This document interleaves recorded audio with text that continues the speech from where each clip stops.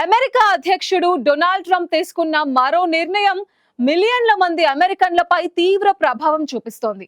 2025 బడ్జెట్లో ట్రంప్ ప్రభుత్వం Medicaid, mental health programs and విద్యార్థుల సహాయం, మైనారిటీ సంస్థల నిధుల్లో $163 బిలియన్ కి పైగా కోతలు విధించింది.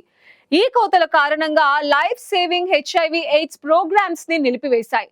డిజేబుల్డ్ స్టూడెంట్స్ కి అందాల్సిన కీలక నిధులు కూడా ఆగిపోయాయి. దీంతో అమెరికా ప్రెసిడెంట్ తీసుకున్న నిర్ణయంపై దేశవ్యాప్తంగా విమర్శలు వినిపిస్తున్నాయి.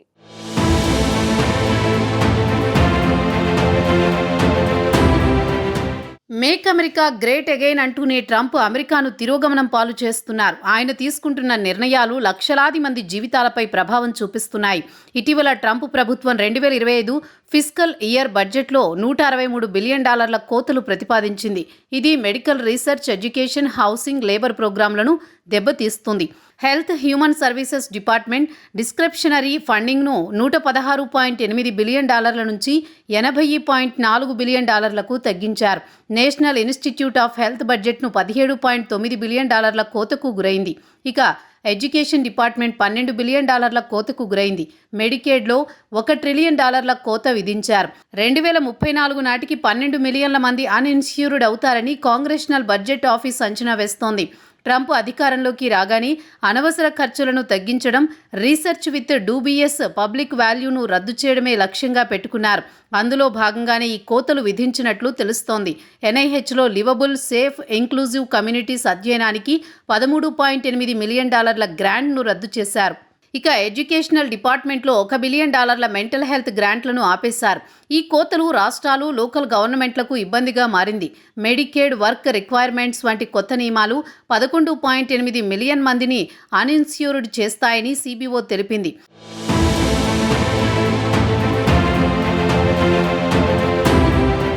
Presidents emergency plan for AIDS relief అనేది 20.6 మిలియన్ హెచ్ఐవి పేషెంట్లకు సపోర్ట్ అందించే ప్రపంచంలో అతిపెద్ద ప్రోగ్రాం.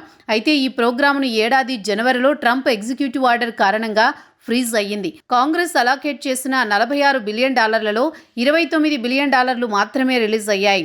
మిగిలిన $17 బిలియన్ అన్అలాకేటెడ్గా మిగిలి స్పెండింగ్ ప్లాన్లు పబ్లిక్ కాలేదు. ఇక ఫిబ్రవరి కట్స్ 50% బడ్జెట్ మనీని ప్రొవైడర్లకు ఫ్లో చేయకుండా నిలిపాయి. ఈ ఫ్రీజ్ యుగాండా, ఫిలిప్పీన్స్, టాంజానియాలో మెడికేషన్ షార్టేజ్లు, క్లినిక్ స్టాఫింగ్ తగ్గుదల, కమ్యూనిటీ అవుట్ రీచ్ ప్రోగ్రాంలను ఆపేసిందని ఫిజీషియన్స్ ఫర్ హ్యూమన్ రైట్స్ వెల్లడించింది. 2025లో రోజుకు 2400 ఎయిడ్స్కు సంబంధిత మరణాలు జరుగుతున్నాయి. ఇది మునుపటి స్థాయితో పోలిస్తే 600 అదనపు మరణాలని అన్ఎయిడ్స్ తెలిపింది. ఈ ఫ్రీజ్ కారణంగా లక్షల్లో మరణాలకు దారితీస్తుందని, హెచ్ఐవి ట్రీట్మెంట్లను ఆపేసి కొత్త ఇన్ఫెక్షన్లను పెంచుతుందని ఈ క్లినికల్ మెడిసిన్లో పబ్లిష్ అయిన స్టడీలో పరిశోధనలు పేర్కొన్నాయి. విద్యారంగంలో ట్రంప్ ప్రపోజ్ చేసిన $163 బిలియన్ కోతలు title 1 federal work study trio ప్రోగ్రాంలను దెబ్బతీస్తున్నాయి. ఈ నిధులు లో ఇన్కమ్ విద్యార్థులకు సహాయం అందిస్తాయి. ఇప్పుడు అవి నిలిచిపోవడంతో వారి చదువుకు ఆటంకం ఎదురవుతోంది.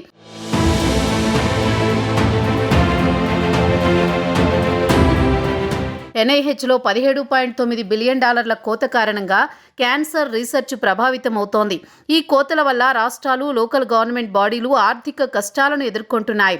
టెక్సాస్లో $550 మిలియన్ పబ్లిక్ హెల్త్ ఫండ్ కోతల వల్ల మెసల్స్ అవుట్బ్రేక్ రెస్పాన్స్ క్లినిక్లు క్యాన్సిల్ అయ్యాయి. మెడికేడ్ కోతలు రూరల్ హాస్పిటళ్ల మూసివేతకు దారితీస్తాయని వైద్యులు ఆందోళన వ్యక్తం చేస్తున్నారు. డిజేబుల్డ్ విద్యార్థులకు ఐడియా ఫండింగ్ బాగా తగ్గుతోంది.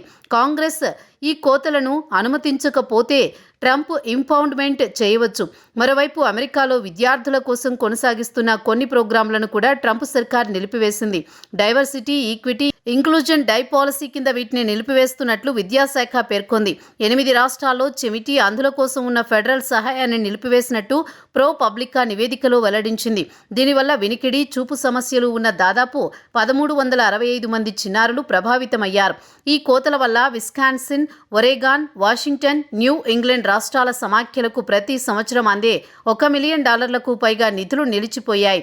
మరోవైపు ఒరెగాన్లో అధికారులు 20 కుటుంబాలకు నిర్వహించాల్సిన పేరెంట్స్ మీటింగ్ను రద్దు చేశారు. అదేవిధంగా హిస్పానిక్ సర్వీసింగ్ ఇన్స్టిట్యూషన్స్ ఇతర మైనారిటీ కాలేజీలకు ఇచ్చే $350 మిలియన్ గ్రాంట్లను కూడా నిలిపివేశారు. దీని ప్రభావం 800కి పైగా కాలేజీలు, యూనివర్సిటీల మీద పడింది. ఈ విద్యా సంస్థల్లో దేశవ్యాప్తంగా 5.6 మిలియన్లకు పైగా విద్యార్థులు చదువుతున్నారు.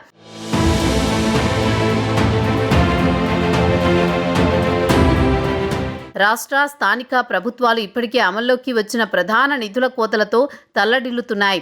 ఇంకా 2026 నవంబర్ మధ్యంతర ఎన్నికల తర్వాత ప్రారంభమయ్యే అదనపు కోతలకు సైతం సిద్ధమవుతున్నాయి. కేవలం టెక్సాస్లోనే మెడికేడ్ నిధులు 10 ఏళ్లలో $39 బిలియన్ వరకు తగ్గిపోతాయని అంచనా వేస్తున్నారు.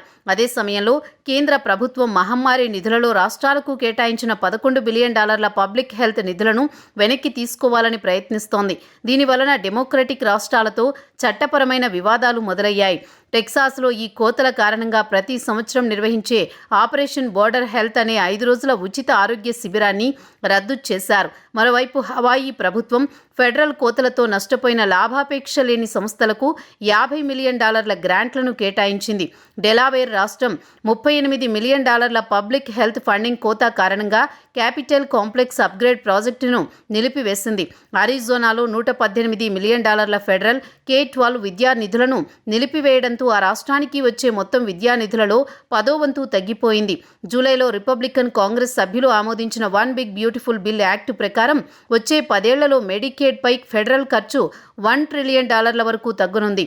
దీనివల్ల 7.5 మిలియన్ల మందికి పైగా మెడికేడ్ కవరేజ్ కోల్పోతారు అని కాంగ్రెస్ బడ్జెట్ కార్యాలయం అంచనా వేసింది.